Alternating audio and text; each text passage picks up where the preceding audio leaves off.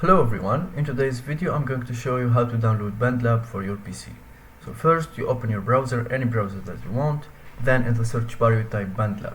You will see the official website when you go through it, and you will see application here. As you can see, there is not for PC, only Android or iOS. So what we can do, BandLab offers you another way, which is Cakewalk. When you go through it, you will see two options and it is completely free.